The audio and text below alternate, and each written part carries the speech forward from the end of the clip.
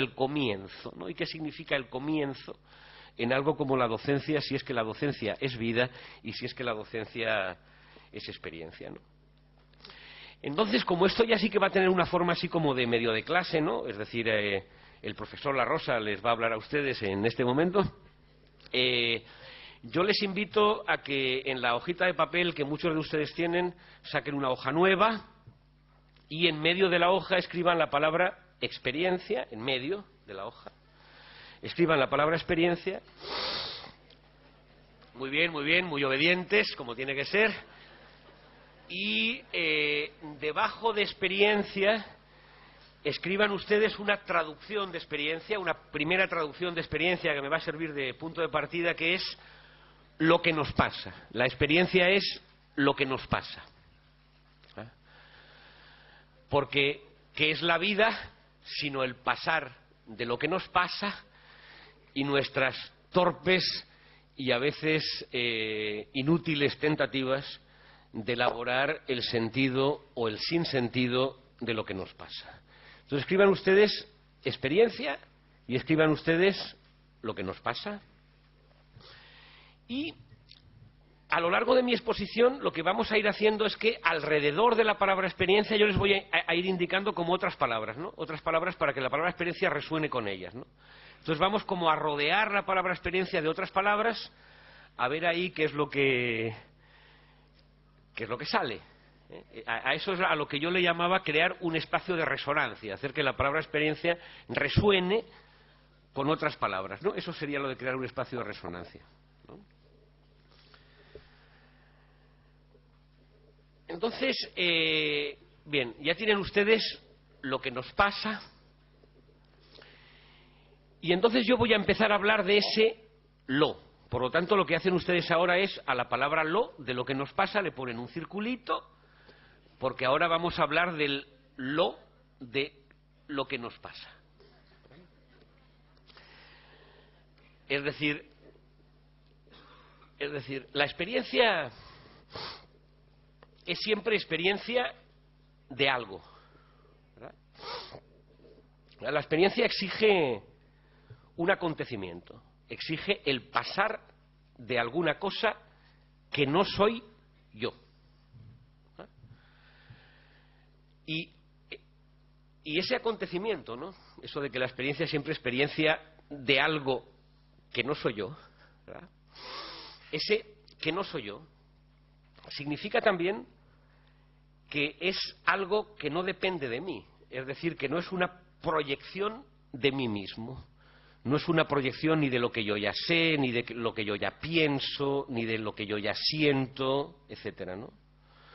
De hecho, yo voy a hablar un poco del sujeto de la experiencia a lo largo de mi exposición, y es incapaz de experiencia, es decir, no será nunca un sujeto de la experiencia ese tipo de personas que encuentren lo que encuentren, siempre se encuentran consigo mismos. Es decir, con una proyección de lo que ya saben, de lo que ya piensan, de lo que ya creen, de lo que ya sienten, de lo que de alguna manera anticipan, etcétera, ¿verdad?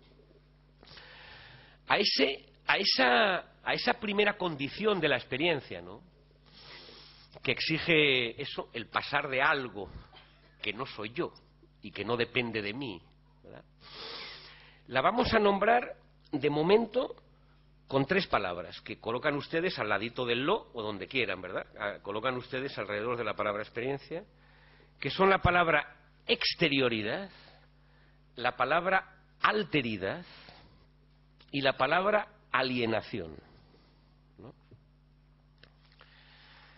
Si digo que la experiencia tiene que ver con la exterioridad, ¿no?, es porque esa exterioridad está contenida en el ex mismo de la palabra experiencia, que es el mismo ex del exterior, del extranjero, de la extrañeza, del exilio y del éxtasis, ¿verdad?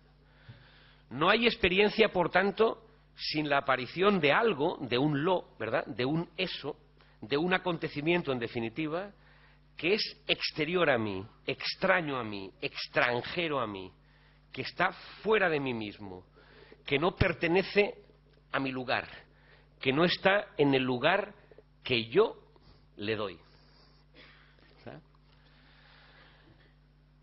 La escuela, como aparato biopolítico, ¿verdad? Foucault estudió muy bien eso en Vigilar y Castigar y en otros textos, ¿no?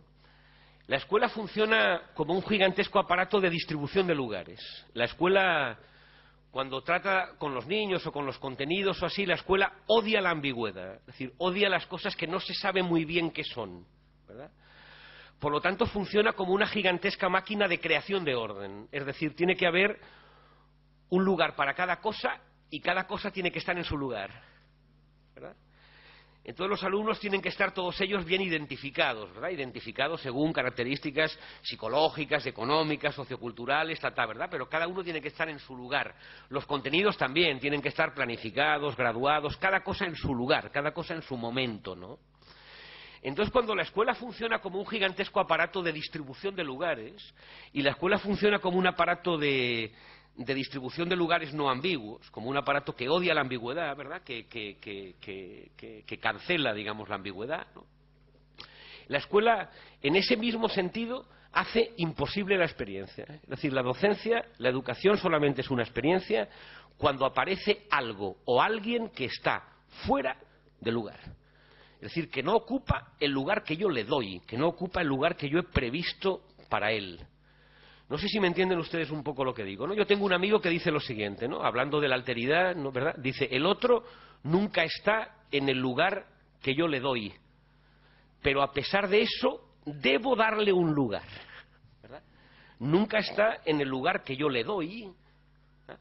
Pero a pesar de eso, debo darle un lugar. Tanto, el ex de la experiencia tiene que ver con la aparición de algo extraño, ¿verdad? Y ese extraño significa algo que está fuera de lugar, que no pertenece a un lugar, que no tiene un lugar concreto, que no tiene un lugar que lo defina, ¿verdad? La segunda palabra que yo les he invitado a escribir es la palabra alteridad, y es porque eso que me pasa tiene que ser otra cosa que yo, ¿verdad? Es decir, tiene que ser otro, ¿verdad?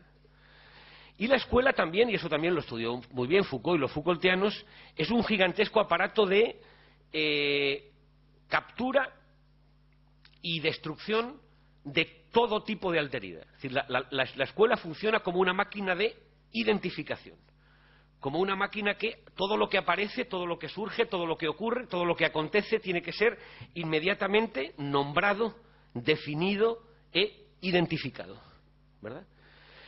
Y cuando lo otro, ¿verdad?, lo que acontece, ¿no?, lo que ocurre, lo que es extraño a mí, ¿verdad?, lo que de alguna forma me desconcierta, ¿verdad?, es nombrado, identificado, y es así, entonces esa dimensión de alteridad queda inmediatamente cancelada. Saben ustedes muy bien, eso es un efecto cultural que todos nosotros sabemos desde chiquiticos, cómo los nombres tranquilizan. Es decir, a uno a veces le pasan cosas que no sabe muy bien cómo nombrarlas y entonces siente como un cierto desasosiego y no sabe lo que le pasa. A veces la experiencia es esa, la experiencia, yo decía, es lo que nos pasa, pero a veces uno no sabe muy bien lo que le pasa y entonces va y busca a un especialista de normalidad, que puede ser un cura, un psicólogo o cualquiera, y le dice, mire usted, esto que me pasa y que no sé muy bien lo que es normal. Y entonces, o el cura, o el psicólogo, o cualquiera de esas personas que saben lo que es normal y lo que no, te dice, es normal. Y entonces uno como que se tranquiliza, ¿verdad? Simplemente porque a eso que no sabe lo que es, le ha puesto nombre. Le ha puesto nombre. Entonces, como los docentes, como cualquier ser humano, somos esencialmente comodones, es decir, igual que huimos de la ambigüedad, huimos también del desasosiego y huimos también de la inquietud, a veces nos tranquilizamos poniéndole nombre a las cosas. Entonces, como ya sé cómo se llama, ¿verdad?, pues entonces ya sé qué es lo que tengo que hacer con eso, ¿no?, porque ya sé cómo se llama, ¿verdad?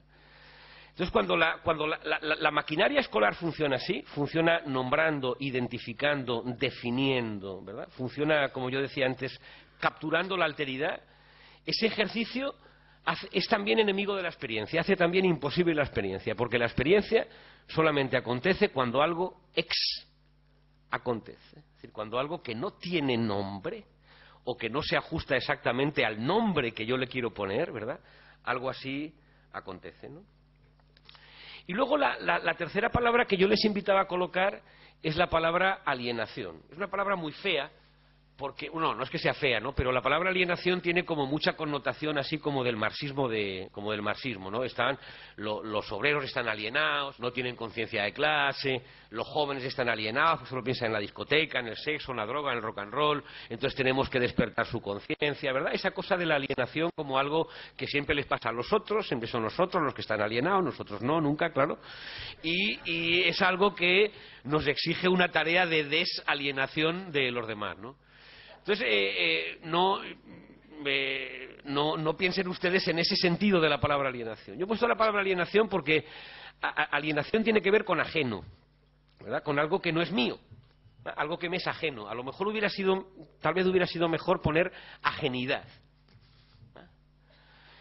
Y eso significa que en la experiencia eso que me pasa tiene que ser ajeno a mí, es decir, no puede ser mío. Que no puede ser mío significa que no puede ser nombrado ni por mis palabras, ni por mis ideas, ni por mis presuposiciones, ni por mis maneras de definir, etcétera, ¿verdad? Algo que siempre escapa a mi propiedad, algo de lo que yo nunca me podré apropiar.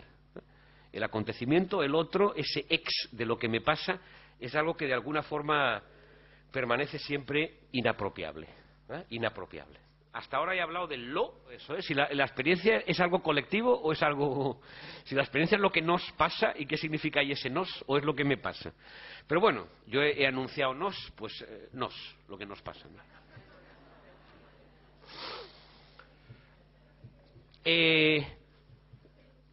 La experiencia no es lo que pasa, sino lo que nos pasa.